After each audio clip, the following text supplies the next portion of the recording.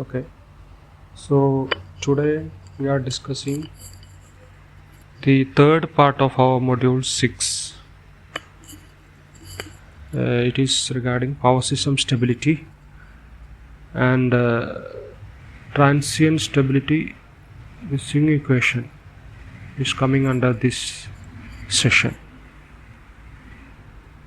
So in the previous classes we discussed about the type of stability. One is steady state stability that we have already discussed, and how we are analyzing that, whether the system is stable or not.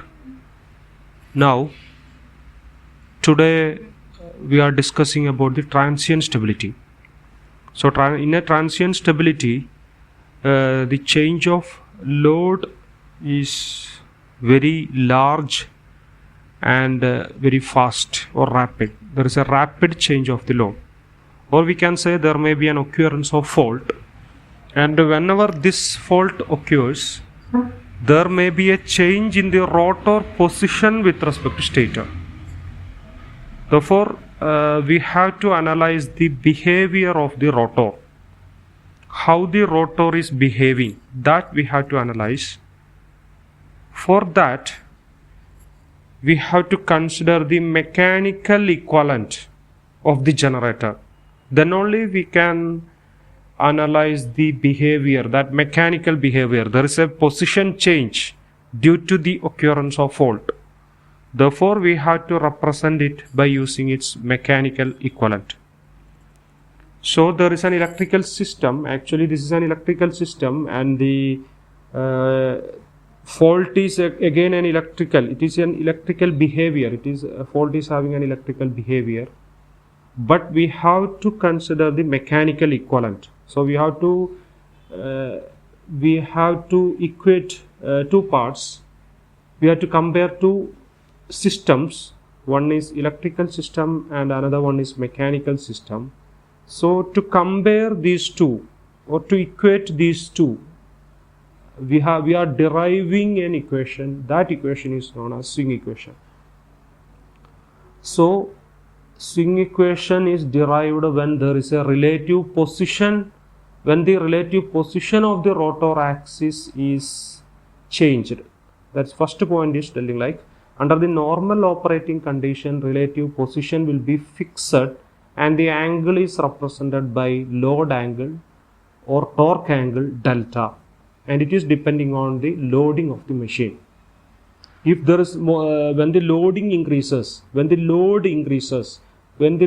to the generator is increasing, then delta increasing. That is normally happening in case of a synchronous generator. We have specified in the last classes that a load is connected to generator. Generator is giving the electrical power to the load. So when the load increases means it requires more power. At that time what happening to delta? Delta increases. When load increases, delta increases. That means when there is a larger the loading, larger is the value of torque angle delta. So this should be noted down, that delta is the varying quantity here. Whenever it is loaded, delta is the varying quantity. That is very, very important in case of a synchronous machine. Which quantity is changing? Delta is changing. Now if some load is added or removed, rotor will accelerate or decelerate with respect to synchronously rotating field, and a relative motion begins. That means rotor is swinging with respect to stator field. You can see here, this is the basic diagram of a circuit diagram of a synchronous machine. Now this is the DC system or field system where a DC supply is given here, and it is rotated with a speed ns. We can say this is ns, rated speed or synchronous speed. Rotor is rotated. At that time what will happen? Here an EMF E is induced. Consider here we are connecting the load. Load is connected to the output where the electrical power is given. Now, whenever this is rotated means an EMF induced. So, if the load is not connected, then also EMF is induced. So, EMF is always related with the rotor. That is why this E axis is corresponding to rotor axis, or E is taken as corresponding to rotor axis. And after this, what will happen? A current will be flowing through this, and a voltage will be obtained across the load, and that means this voltage axis is always corresponding to stator axis. So angle between E and V is taken as the angle between rotor axis and stator axis. So when the under the normal condition, this delta will be a constant. Whenever there is a change of load, delta will be increasing. So the analysis is mainly based on what will be the changes in delta. So those things are specified here. Now the equation, the last point is equation describing the relative motion of the rotor or load angle delta with respect to stator field is as a function of time is known as swing equation. So there is a change in load. Whenever there is a change in load angle delta changes, and there is a relative motion between rotor and the stator field. That change is represented by an equation known as swing equation. So now we are going to the swing equation. For that, first we have to develop the mechanical equivalent of a synchronous generator. You can say this is a generator, and this part is a shaft. This is shaft. To the shaft we are giving a shaft input, or we can say this is a mechanical input. This is mechanical input, and from the generator we are getting an electrical output. Now whenever this mechanical input is given, or we are giving a mechanical torque, this is tau m, in that direction we are obtaining the rotation of the machine. That means machine is rotating with a speed omega s at balanced condition omega s, and an electrical power is produced or an EMF is induced. Now with this power, a torque, an opposing torque will be there. It is known as electrical torque. So to a generator we are giving a force, and there will be an opposing force inside the generator, an electrical force or electrical torque inside the generator. Similar to a motor we are giving a voltage, there will be a back EMF inside the motor. Here we are giving a force, there will be a torque opposing that input torque. So whenever there is no fault, or before fault occurs, this PS and PE are balanced and there is no change. Whatever the electrical output required, that much mechanical input is given. PS minus PE equal to 0. That means there is no acceleration or deceleration for the machine, and it is rotating with a speed omega s. That is the balanced condition. When a fault occurs, what will happen to the system? When a fault occurs, electrical output reduces, PE reduces, but there is no corresponding change in PS. With this reduction in PE, PS is not adjusted at the instant. That means there is a change in PE. PE decreases, but PS is not changed. What will happen? This will become a positive value. Here it was 0, but here it is a positive value. That means whenever this is positive, means the rotor parts are accelerated, and that power is known as accelerating power. PA equal to PS minus PE. Now, what is this power? Power is always torque into omega. So, accelerating power is accelerating torque into omega. Now, torque can be expressed as torque is equal to I into alpha. What is I? I is inertia. Similar to F equal to ma. We can compare with this. It is a linear. In a linear motion, we will be defining force, but in a rotational motion, we are defining torque. Instead of force, the analog quantity is torque. Instead of mass, the analog quantity is inertia. Instead of acceleration, the analog quantity is alpha. So here we can use I into alpha. I is inertia in kilogram meter square, and omega, alpha is angular acceleration. Now this equation will become I into alpha into omega. and I into omega can be written as m, capital M, which is known as moment of inertia, I into alpha. Now the entire equation will become accelerating power equal to m into alpha. Now what is alpha? Alpha is angular acceleration will be d by dt of angular velocity, or d square by dt square of angular displacement, similar to a equal to dv by dt, which is equal to d square y by dt square, or we can say displacement. It is the second derivative of displacement, acceleration. Now this angle theta changes continuously with respect to time when a sudden change occurs in the system. So what we have obtained now? We have obtained the accelerating power, and which is equal to m into alpha, and alpha is equal to d square theta by dt square. Now we can say, in case of a synchronous machine, this is the rotating reference axis or stator axis. We can say this is a stator axis, and this is the rotor axis, rotor field, and the angle between these two is taken as delta.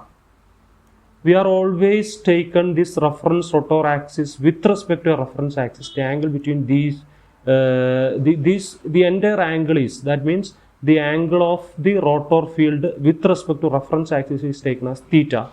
Now what is theta? This theta is equal to, you can say this theta is this entire angle, and this theta is equal to delta plus, this will be this remaining angle will be omega r into t, because omega is theta divided by t, velocity. Omega is velocity equal to displacement by time, or displacement is equal to velocity into time. So theta is equal to, this is rotating with the speed omega r, therefore theta is equal to omega r into t. So this entire thing we can say it like this is omega r into t, and this is delta. So the total thing is omega r into t plus delta. Now what is d theta by dt? We have to differentiate this with respect to time. So this is omega r plus d delta by dt.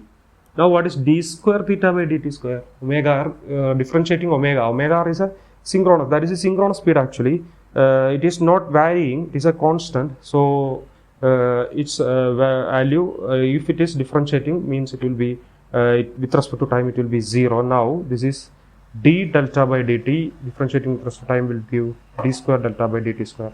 So what we have obtained now, d square theta by dt square equal to d square delta by dt square, and earlier we have obtained like m into alpha equal to pa. So instead of alpha we can write d square theta by dt square, instead of d square theta by dt square we can write d square delta by dt square. So this total equation will become m into d square delta by dt square equal to pa, which is equal to ps minus pe, and which is equal to ps minus ev by x into sin delta. This equation is known as swing equation, and this is very, very, very important. That derivation should be asked for your examination, and you should remember what we have done. So this equation is very, very important. What is the importance of this equation? This m is actually a mechanical quantity because it is moment of inertia, and this is again a that means this part is actually a mechanical part. It is representing the mechanical part, but this right side is representing the electrical part. So it is relating these two, a mechanical system and an electrical system. So that is the importance of a swing equation. It is always connecting an electrical and mechanical systems. So that by using this swing equation, actually we are analyzing a transient stability. Now one more quantity, one more parameter we have to consider here is inertia constant h, which is defined as kinetic energy stored in a rotor by rating of the machine. Energy unit is megajoule, rating of the generator is MVA, so its unit is megajoule per MVA. What is energy? What normally we will be using for energy? Half mv square. So I have told you, instead of m we can use I, and instead of v we can use omega. So this will be written as half into I into omega square by s. Normally s is taken as the rating of the machine. Now instead of I into omega we can write I into omega equal to m, and here one omega will be remaining here, and instead of that omega we can write 2 pi into f. So this will become half into m into 2 pi into f, or from this we will obtain m is equal to, this s is taken here, h into s by pi into f. So this m is, we defined that it is actually a moment of inertia, and its unit can be written as megajoule second per radian, and if it is used in radian we can use pi here. If you are deriving it in electrical degree, we have to use 180 here. So this equation is very, very important. It is connecting m and h. Now one more thing we have to note here is this m is always directly proportional to s. So whenever a machine having more rating, its m will be more, its moment of inertia will be more, but h is always inversely proportional to s.